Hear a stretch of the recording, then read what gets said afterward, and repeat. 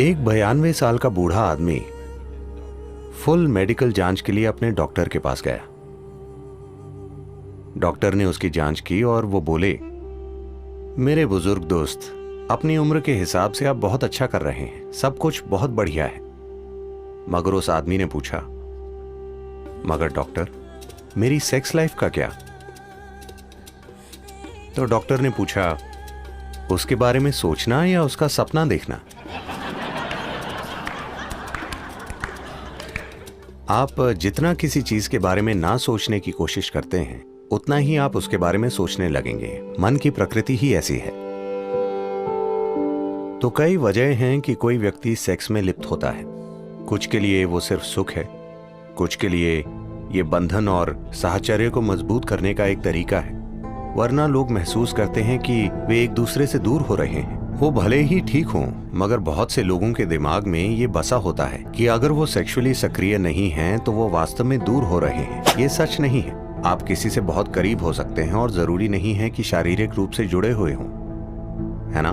मगर समाज के दिमाग में ये होता है। खासकर दुनिया के इस हिस्से में लोग बड़े पैमाने पर मानते हैं कि अगर सेक्सुअलिटी नहीं है तो वास्तव में आपका रिश्ता नहीं है।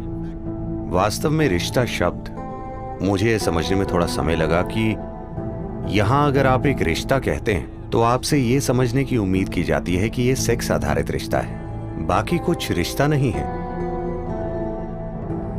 अगर मेरा आपके साथ बहुत मजबूत रिश्ता हो सकता है और आपके शरीर से मेरा कोई संबंध नहीं हो सकता, है ना?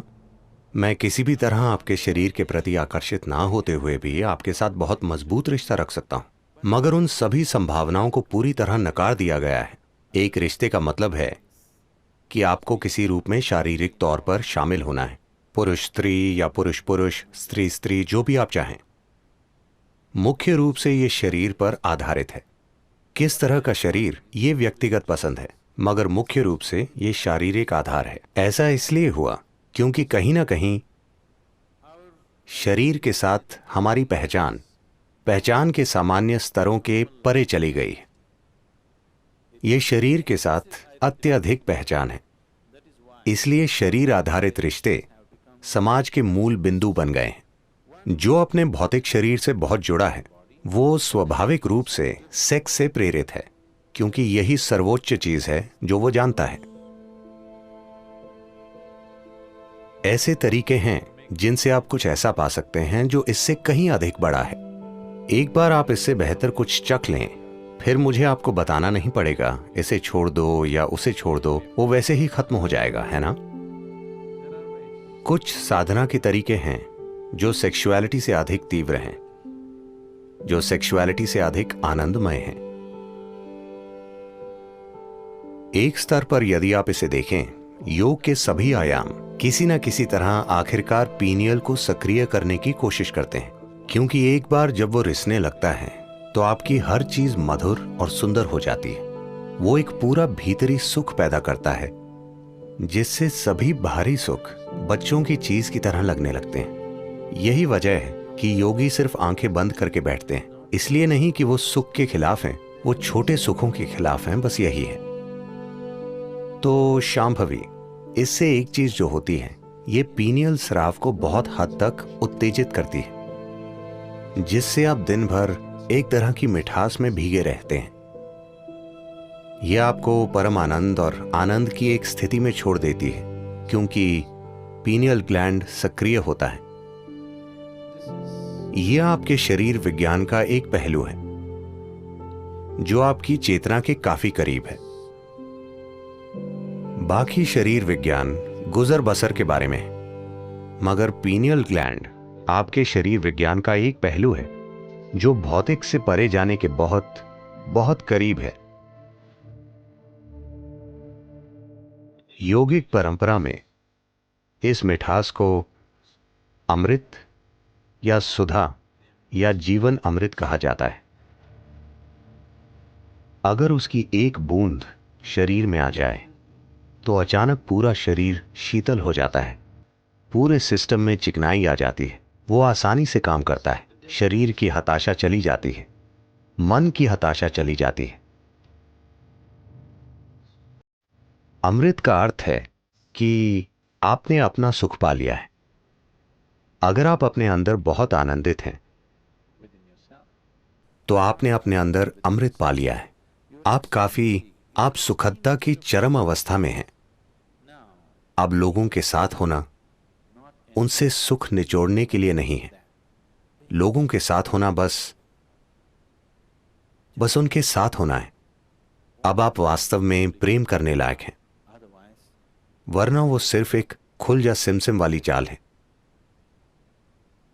मैं तुमसे प्रेम करता हूं का मतलब है कि चाहे आप पर विश्वास हो या नहीं, उस पल के लिए वो आप पर विश्वास करते हैं, क्योंकि उन्हें भी किसी चीज की जरूरत है, आपको भी किसी चीज की जरूरत है ना? ये जैसे आप जानते हैं अली बाबा और 40 चोर। खुल जा सिमसिम मतलब वो खुल जाता है। ये ऐसा ही है। मैं तुमसे प्रेम करता हूं मतलब कई चीजें खुल जाती हैं। अब ऐसा करते हुए मैं ये नहीं कह रहा कि ये सही या गलत है। लोग अपना जीवन ऐसे ही चलाते हैं, इसमें कुछ नहीं है। मगर ऐसा करते हुए आपके अंदर प्रेम की एक तीव्र भावना को जानने की संभावना नष्ट हो जाती है। आप लगातार ये देखते हैं, मैं इस व्यक्ति से क्या पा सकता हूं, मैं उस व्यक्ति से क्या निकाल सकता हूं। ये एक ठग का काम है। इसे प्रेम संबंध कहा जाता है, मगर यह ठगी का काम है। लेकिन अगर आप अपने आप में बहुत आनंदित होते हैं, जब आप लोगों के साथ होते हैं, तो यह आपका आनंद साझा करने की बात होती है। इसका मकसद है कि अगर वो इससे अछूते हैं तो किसी तरह उन्हें इससे छुएं, बजाय ये देखने के कि आप उनसे क्या निचोड़ सकते हैं।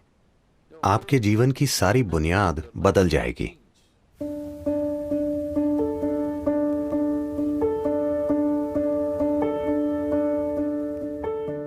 हाँ और नहीं।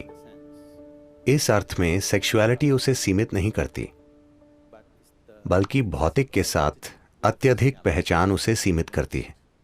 तो असल में ये सेक्सुअलिटी नहीं है जो बाधा बनती है, बल्कि वो भौतिकता से जो जुड़ाव पैदा करती है, वो निश्चित रूप से बाधा बन जाती है। ये सवाल उस छिटपुट जानकारी, उस गॉसिप से आया है जो आपने सुना है कि किस तरह आप अपने ही वीर्य को आत्मसात करके उसे अपनी उच्चतर संभावना तक उठा सकते हैं। हाँ, ये सच है। साथ ही कोई परहेज के कारण ऐसा नहीं करता। अपनी ऊर्जा को आंतरिक बनाते हुए आप ऐसा करते हैं। सिर्फ ऐसा नहीं है कि कोई सेक्स से दूर रहता है और अचानक उसकी ऊर्जा संगठित होकर ऊपर बढ़ती है। ये सच नहीं। अगर आपकी ऊर्जा संगठित होती है और बढ़ने लगती है तो सेक्सुअलिटी की जरूरत आपके लिए खत्म हो सकती है। मगर यह आपको अक्षम नहीं बनाती, यह आपको नपुंसक नहीं बना देती, मगर उसकी जरूरत खत्म हो जाती है। अब वो एक मजबूरी नहीं रह जाती। और सिर्फ यही चीज नहीं, सारी बाधाएं खत्म हो जाती हैं। मुख्य रूप से अधिकांश सेक्सुअलिटी जो धरती पर है, वो एक तरह की मजबूरी के कारण है ना? वो आदत से मजबूर होना है। जब आप चेतन हो जाते हैं, जब सारी बाधाएं गायब हो जाती हैं, ये भी गायब हो जाती है। सिर्फ इसलिए क्योंकि लोग शरीर पर इतने केंद्रित हैं, वो हमेशा सोचते हैं आध्यात्मिकता बनाम सेक्सुअलिटी, इनका कोई संबंध नहीं है, वो आपस में जुड़े नहीं हैं। एक शरीर का है, दूसरा एक अलग आयाम है। ये सिर्फ इसलिए क्योंकि दुनिया के धर्म, नैतिक स्कूल और नीतिवाद स्कूल हमेशा उसके खिलाफ बोलते हैं। इसलिए ये लोगों के मन में इतना बड़ा मुद्दा हो गया है कि वो सोचते हैं कि परे के बारे में कुछ जानने का एकमात्र तरीका यह है कि आप इससे दूर रहें, क्योंकि कहीं ना कहीं आप एक इंसान की सरल बायोलॉजी को समझ नहीं पाते। ये एक त्रासदी है कि आप साधारण बायोलॉजी को स्वीकार नहीं कर सकते। आपको या तो उसका जश्न मनाना होता है या उसे नाली में फेंक देना होता है। दोनों जरूरी नहीं है। You can look at it for the limitation that it is and for the possibility that it is.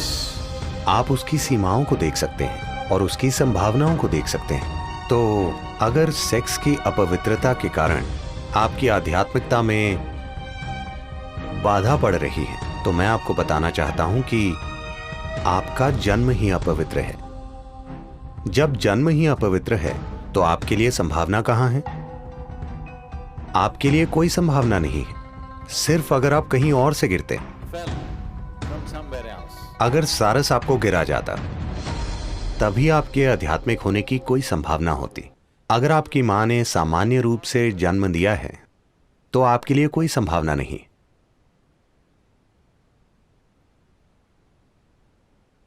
एक 6 साल की बच्ची एक दिन स्कूल से घर लौटी और पूछा, मम्मा मैं कैसे पैदा हुई थी? मां शर्मिंदा हो गई। वो बोली, एक सारस तुम्हें गिरा गया। वो बोली, ठीक है, उसने लिख लिया। मम्मा आप कैसे पैदा हुई थी? मुझे भी एक सारस ने गिराया था। मम्मा नानी कैसे पैदा हुई थी? उन्हें भी एक सारस ने गिराया था। फिर वो बच्ची गंभीर हो गई और वो नीचे जाकर बैठ गई और अपने होमवर्क में कुछ लिखना शुरू कर दिया। मां असहज महसूस कर रही थी। उसने खाना पकाना खत्म किया। तब तक लड़की ने अपना होमवर्क पूरा कर लिया था और किताब वहीं छोड़ दी थी। उसने जाकर उसे पढ़ा तो फैमिली ट्री के बारे में निबंध था। बच्ची ने लिखा था, मेरे परिवार में 3 पीढ़ियों से किसी का जन्म कुदरती रूप से नहीं हुआ है।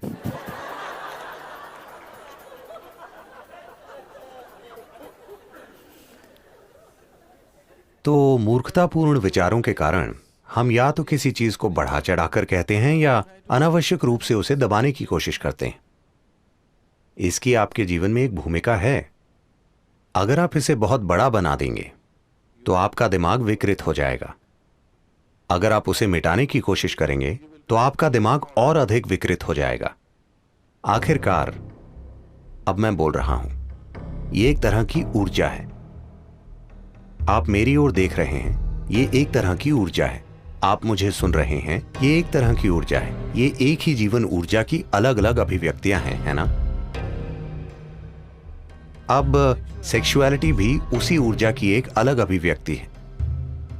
अब व्यक्ति को तय करना है कि उसकी ऊर्जा का कितना हिस्सा वो किस दिशा में भेजना चाहता है, क्योंकि आखिरकार आपकी ऊर्जा सीमित है ना? देखिए, ये ऐसा है, आपकी आय, मान लीजिए आपकी मासिक आय $5000 है। कितना घर के किराए के लिए, कितना खाने के लिए, कितना पढ़ाई के लिए, कितना सिर्फ मनोरंजन के लिए, कितना छुट्टियों के लिए आप बांटते हैं, है ना? कल सुबह आपको तनख्वाह मिली, शाम में आप बाहर गए और उसे उड़ा दिया। अब अगले महीने परेशानी हो जाएगी, है ना? हाँ, आपके पास क्रेडिट कार्ड है, मगर आपके जीवन में सब कुछ, अगर आप अपने जीवन को समझदारी से चला रहे हैं, आपके जीवन में सब कुछ आपकी समझ, आपकी जरूरत और आपकी क्षमता के अनुसार बांटा हुआ है कि नहीं? हाँ, आपका पैसा, समय, ऊर्जा, क्या सब कुछ बांटा हुआ नहीं है? जिस तरह आप उसका प्रबंध करना चाहते हैं, यह भी वही चीज है। कितना होना चाहिए? पहले तो क्या आपको उसकी जरूरत है, या आप उसे कर रहे हैं क्योंकि आप सामाजिक रूप से बाध्य हैं? अगर जरूरत है और मैं आपको उसे रोकने के लिए कहता हूं तो आप विकृत हो जाएंगे, क्योंकि वो सब आपके दिमाग में होगा। अगर कोई आपको कह रहा है तुम्हें यह करना है, अगर तुम इसे नहीं करोगे तो तुम नॉर्मल नहीं हो, तो दूसरी तरह की विकृति आएगी। दोनों जरूरी नहीं है। आखिरकार आप किसी पुरुष या स्त्री के पीछे नहीं जा रहे, आप सुखदता के एक स्तर के पीछे जा रहे हैं। एक बार आप एक स्तर की सुखदता का अनुभव कर लेते हैं तो क्या आप इसमें और गहराई तक नहीं जाना चाहेंगे? क्योंकि जो भी सुखदता घटित हुई, शायद आपने दूसरे व्यक्ति का इस्तेमाल किया, मगर सुखदता आपके भीतर घटित हुई, सही है? तो मान लीजिए वैसे भी सुखदता आपके भीतर घटित हो रही है, दूसरा व्यक्ति उसे खोलने की बस एक चाबी है। क्या आप नहीं चाहेंगे कि चाबी आपके हाथ में ही हो? हाँ, कि अगर आप इस तरह बैठें, आप पूरी तरह ऑन हो, आपको किसी की जरूरत नहीं है, नहीं, देखिए, कोई चीज, आपके जीवन में कोई चीज, चाहे सुख के लिए हो, पैसे, प्रेम, ये वो, चाहे किसी भी चीज के लिए, जैसे ही आप दूसरे व्यक्ति पर निर्भर हो जाते हैं, इस धरती पर कोई भी वास्तव में भरोसे लायक नहीं है ना? मैं हर जगह से ये शिकायतें सुनता रहता हूं। कुछ लोग, आमतौर पर महिलाएं, शिकायत करती हैं कि उनके पति बहुत ही शरीर केंद्रित हैं। कुछ महिलाएं लगातार शिकायत करती हैं वो मुझ पर उंगली भी नहीं उठाता।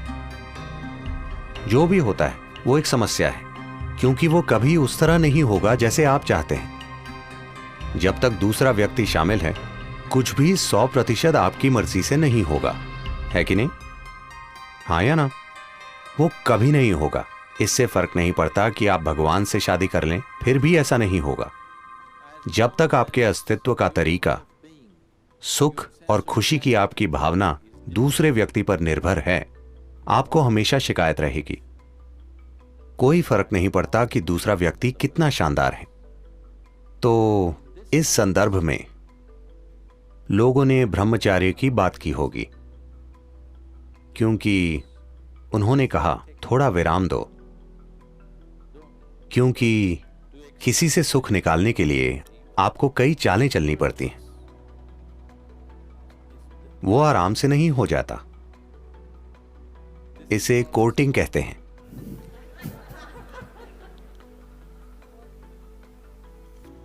एक बार कोर्ट में चले जाएं, फैसले का दिन आ जाएगा। उसमें काफी समय, प्रयास, ऊर्जा और तमाम दूसरी चीजें लगती हैं। निराशाएं, ईर्ष्याएं, समस्याएं, सब कुछ उससे जुड़ा होता है। तो किसी ने कहा, उन चीजों से थोड़ा दूर रहकर देखो कि क्या इसे आंतरिक रूप से पैदा किया जा सकता है, और फिर लोगों के साथ रहना आपके प्रेम के कारण अधिक होगा, आपकी जरूरत के कारण नहीं, जो निश्चित रूप से लोगों के साथ रहने का एक बेहतर तरीका है ना? यह निश्चित रूप से दूसरे इंसान को सम्मान देने का बेहतर तरीका है कि नहीं? इस पर थोड़ा ध्यान दीजिए। उस पर और उस पर और उस पर ध्यान देने के बजाय इस पर थोड़ा अधिक ध्यान दीजिए। जितना आनंद कोई दूसरा आपके लिए पैदा करेगा, ये उससे कहीं ज्यादा आनंद पैदा कर सकता है।